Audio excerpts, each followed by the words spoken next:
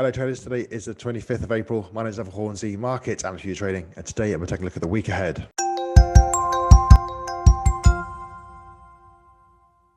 London sessions opened with quite a lively Forex market. We can see the bottom left-hand corner is quite red, top right-hand corner is sort of building green.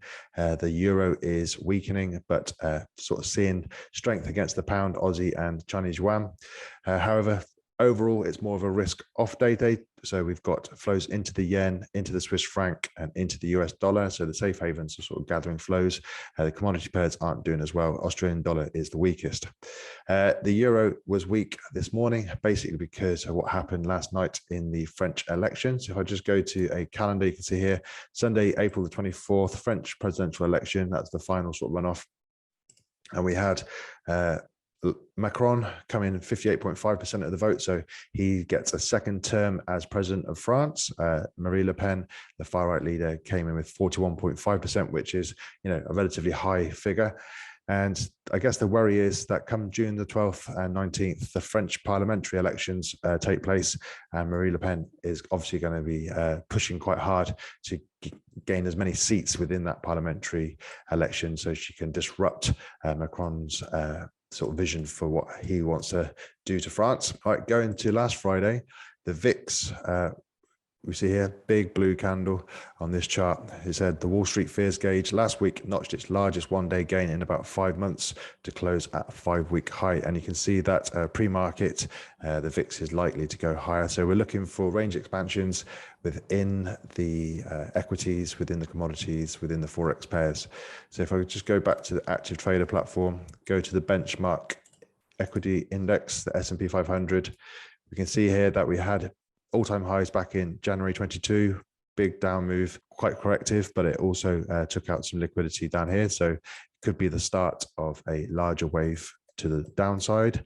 I was hoping that the sort of price action as it got down to these levels would start to bounce back up, because we had seen a change in market direction. We saw this structure here, this double top from February get taken at the end of March. So a month ago, we saw prices in the S&P 500 take out this double top, take out the liquidity.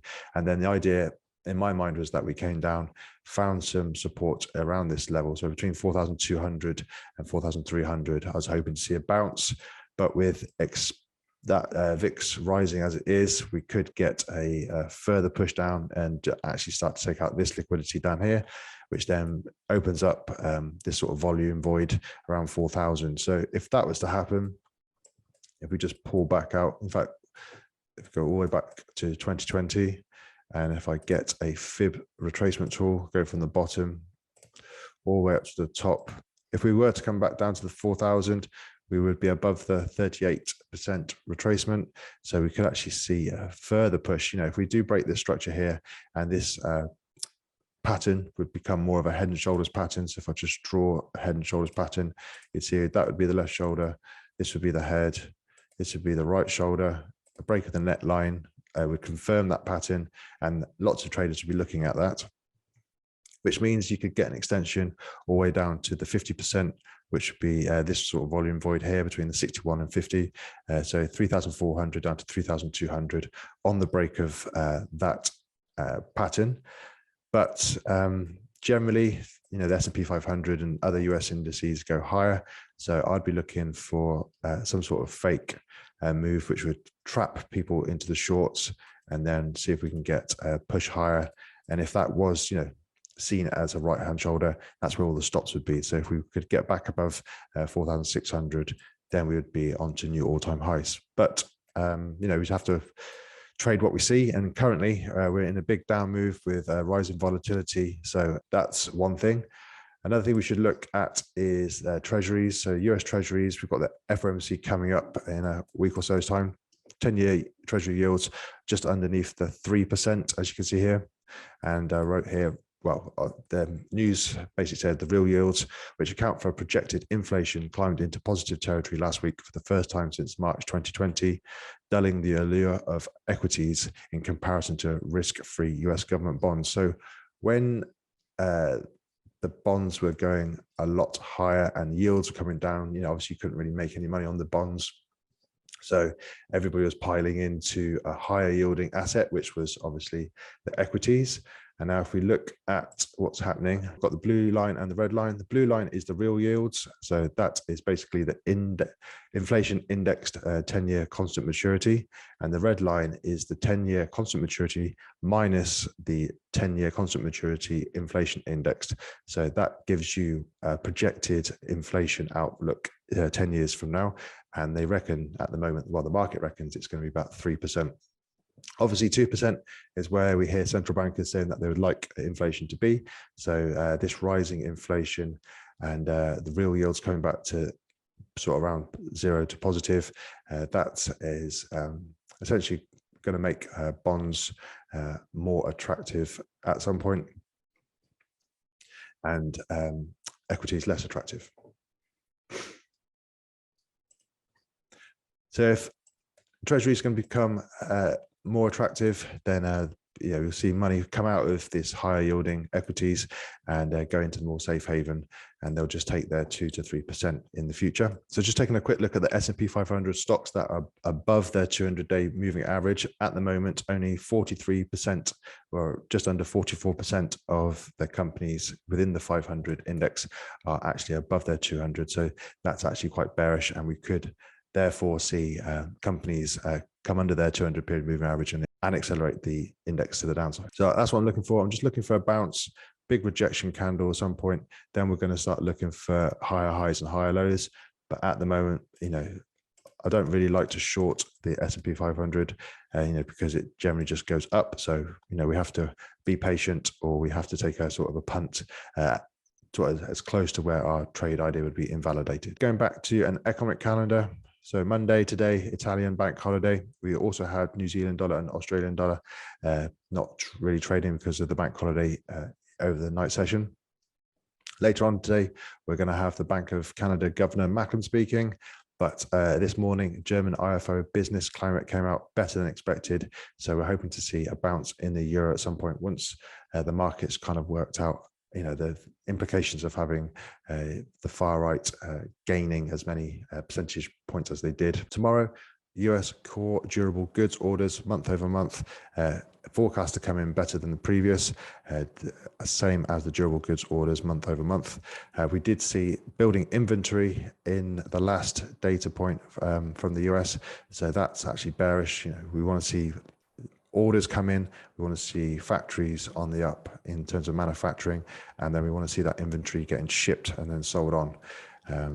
Later on tomorrow, we get the CB consumer confidence looking to come in higher than before. So hopefully we can start to build some momentum in economic data to the upside for the US dollar. The US dollar itself is still pushing higher. So still looking for the 102.6. That would be the fib extension that I've been talking about in this fifth wave extension. So hopefully that carries on.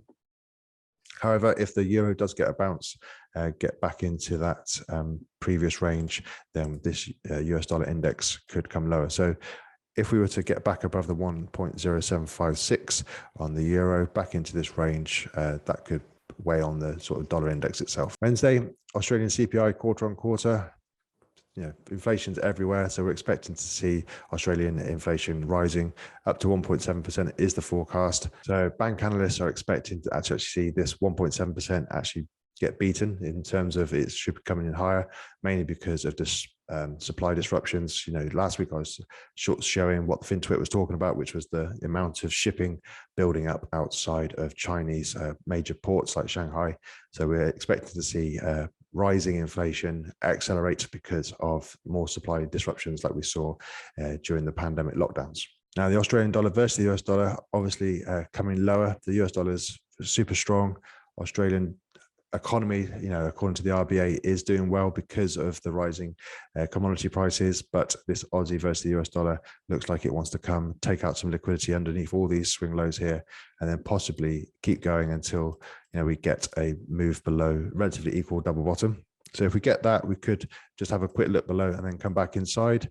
But at the moment, it just looks like the Aussie dollar versus US dollar looks to want to come down towards the 0.7 at least, which is where these two swing lows bounced off. Then on Thursday, the main overnight session data points to look for will be the Bank of Japan's outlook reports, the monetary policy statement, and then the press conference. We learned that the Bank of Japan were going to do whatever it took to keep interest rates at 0.25% on their JGBs. So we're expected to hear more of that type of talk where they are very loose in their monetary policy. And then we move over into the US session for the next sort of tier one data point, which will be the advanced GDP quarter on quarter, looking to come in at 1%. The Atlanta Fed GDP now estimate is above 1%. So we're looking to see GDP around 1% and hopefully sort of stem the sort of down move that we had since the previous quarter. Obviously, the earnings seasons that we're in at the moment is not particularly positive, as we're seeing, with the likes of Netflix, everything that happened in terms of GDP in the pandemic has brought forward a lot of subscriptions for the likes of Netflix. We're all trying to see the economy open, so we're seeing a shift in where the money's being placed, and obviously with higher inflation, people have got less money in their pockets, so they're going to spend less, as we saw in UK retail sales data. So GDP across the world is probably going to come down. The IMF have obviously also said that GDP is likely to come down, and that's going to be reflected in this sort of more sort of localized data that we're going to see from the US. So yeah, we're not going to see 7% on the advanced GDP quarter on quarter like we did before, but 1% is doable, and that's what the market will be aiming for. And then we'll be looking to end the year, if you like, in Q4 somewhere between 1% and 7%, I'm sure. And then come Friday, the real sort of focus for a lot of market participants will be the core PCE price index. This inflation index is the one that the Fed said that they are most interested in when it comes to working out rising inflation. Obviously, it's been accelerating to the upside, up to 0.7 at one point per month. Currently, expectations are for a 0.3. So inflation is still rising, but hopefully not as fast as it has been in the past. It will keep the Fed looking to raise rates by 50 basis points. I think Jerome Powell has basically said that's what's going to happen, especially next month. And then the rest of the Fed that have spoken seem to think it will happen for the next two meetings. So looking to sort of see PCE price inflation rising at a slower pace over the next couple of months to then see if the Fed's actually had an effect with their rate hikes. And then at the end of the day, revised University of Michigan consumer sentiment, 65.8 is the forecast, which would just come in better than 65.7 previously. So yeah, it'd be good to see consumer sentiment staying relatively high. Now, the super strong US dollar is having an effect across all the majors. So we can see here that pound versus US dollar is coming lower. Obviously, Prime Minister Johnson's going to be under scrutiny over the next couple of weeks. So that's going to add some uncertainty to the UK economy. Looking for this pivot line here between this high and this low. So we had resistance became support, 1.267, looking to see if that holds as support or whether we get a look below and then come down and test the liquidity down at 1.225. Dollar CAD is on a tear to the upside. So if we look to Brent's coming down, so that's going to be affecting the Canadian dollar. If Brent was to come a lot lower, take out 96.95, then we should expect to see the dollar CAD go. We should expect to see the dollar CAD carry on going higher with this US dollar appreciation that we're seeing. And then we've got a trend line that we're approaching. So we've got this swing high here from December 2021 to 8th of March 2022. So we could be up to the 1.28 towards 1.285 in the near future for a retest of that trend line, and then see if we can get a breakout retest continuation after that, assuming that the price of oil comes down on some sort of demand destruction or oversupply in the future, or the dollar continuing to go a lot higher. So in terms of the market focus, I think the Fed be looking at the core PCE, and then we've obviously got the market trying to sort of maneuver itself into positions so it's ready for the Fed announcement come the FOMC next month. And we've also have the NFP as well early next month. Okay, that's what I'm looking at this week. I hope you have a great week, and I'll speak to you again tomorrow.